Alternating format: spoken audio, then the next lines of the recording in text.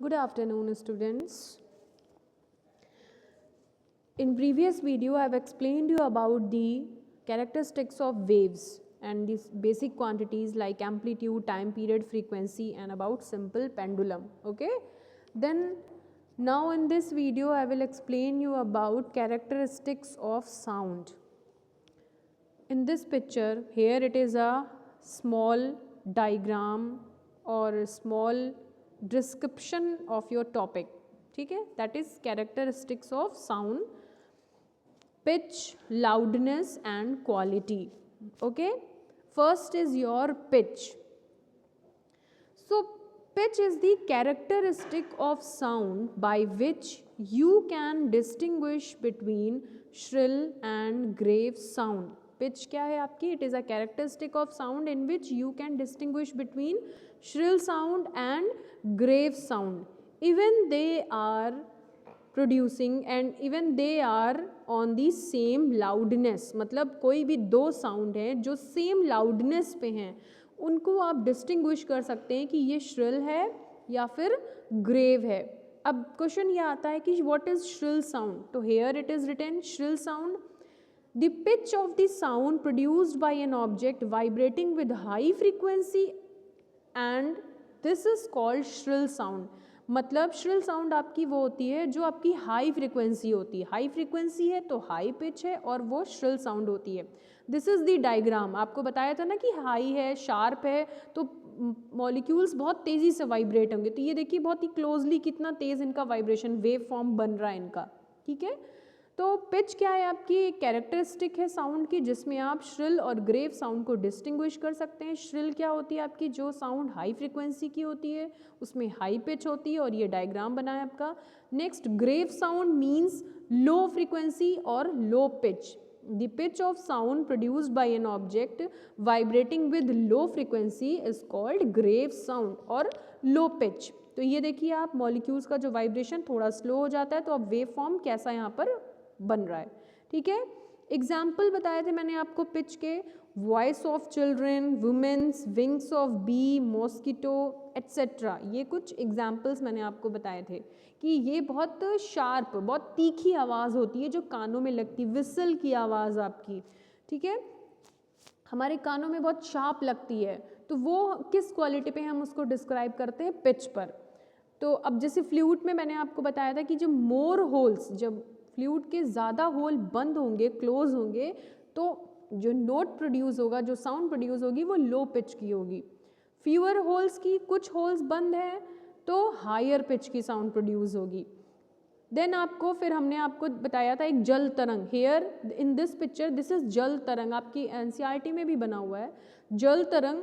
जल तरंग में ये एयर कॉलम, मतलब स्टिक और जो आपकी वाटर बॉटल है, इनके बीच का कॉलम अगर स्मॉल होगा तो हाई फ्रीक्वेंसी होगी. ठीक है, और अगर कॉलम आपका इस फ्रीक्वेंसी, ये स्टिक आपकी और ऊपर होगी और बाउल के सरफेस के बीच में स्पेस ज़्यादा होगी तो लो फ्रीक्वेंसी पे प्रोड्यूस होगी आपकी साउंड. तो ये आपका पिच था. नेक्स्ट आते हैं हम लोग लाउडनेस पे. लाउडनेस आपको बताया था it is the characteristic of sound in which you can distinguish between loud sound and faint sound. Even they have same pitch. मतलब loud sound और faint sound, feeble. जैसे आप बहुत तेज़ चिल्ला रहे हो loud sound, या आप whispering कर रहे हो तो faint sound, feeble sound, तो उसमें आप distinguish कर सकते हो. ठीक है, loudness is directly proportional to the square of amplitude.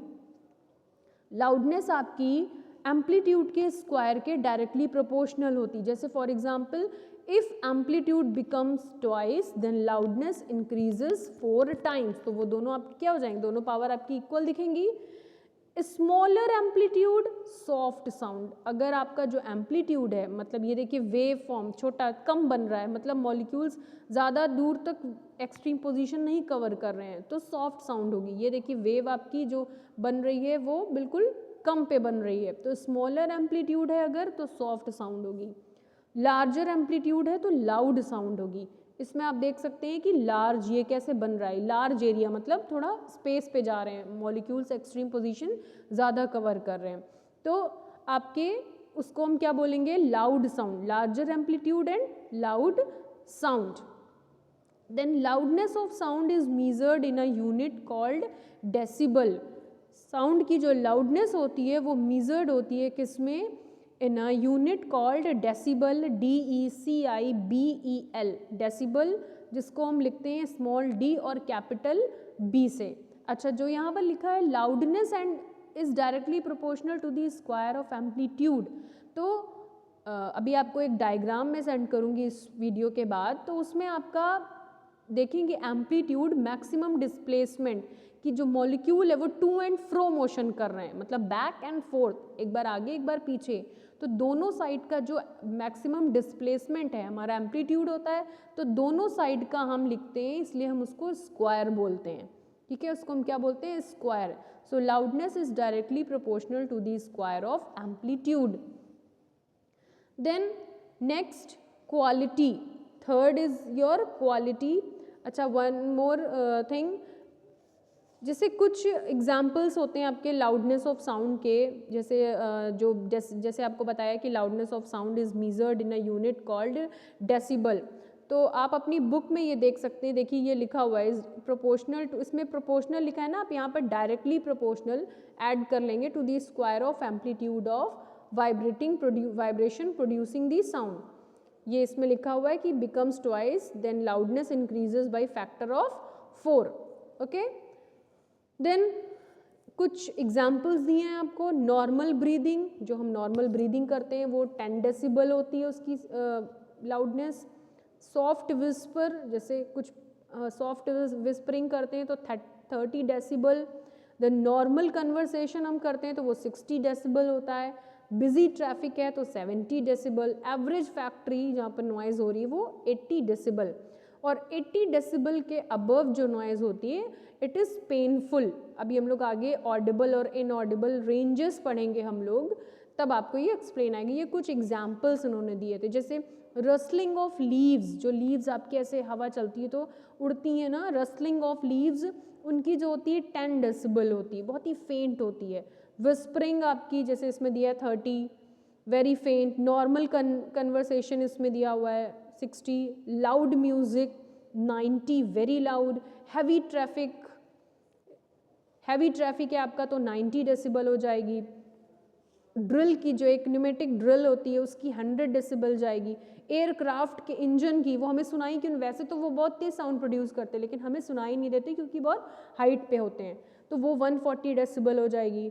Rocket take off जब करता है तो 200 डेसिबल, मतलब बहुत ही डेंजरसली लाउड होती है, वो पेनफुल लाउड होती है. तो ये लाउडनेस है जो मेजर्ड की जाती है आपकी डेसिबल में. देन नेक्स्ट आता है आपका quality. Third characteristic is quality. It is the characteristic of sound that enables us to distinguish between two sounds of same pitch and loudness produced by two different sources. Example जैसे हम करेंगे, you can recognize your family members by their voice without seeing them. जैसे आप जा रहे हो, आपको पीछे से किसी ने बुलाया, तो आप क्या करोगे, आपको पता चल जाएगा कि आपको किसने बुलाया, आपकी मम्मी बुला रही है, आपकी दीदी बुला रही हैं, आपको पता चल जाएगा. You can recognise means you can distinguish between two sound. जैसे आप क्लास में बैठे हो, आपके म्यूजिक रूम में कोई तबला बजा रहा है, कोई गिटार बजा रहा है, तो यू कैन रिकॉग्नाइज कि ये वॉइस जो साउंड आ रही है ये तबले की है या फिर ये गिटार की है. इस तरीके से आप रिकॉग्नाइज कर सकते हैं साउंड की क्वालिटी पे. क्वालिटी को सुनकर आप रिकॉग्नाइज कर सकते हैं, डिस्टिंग्विश कर सकते हैं टू साउंड्स, अगर वो सेम पिच पे भी हैं, सेम लाउडनेस पे भी हैं और अलग अलग सोर्सेस से भी आ रही, तो भी आप डिस्टिंग्विश कर सकते हो. किससे? With the help of quality of sound. And quality of sound is called its tone.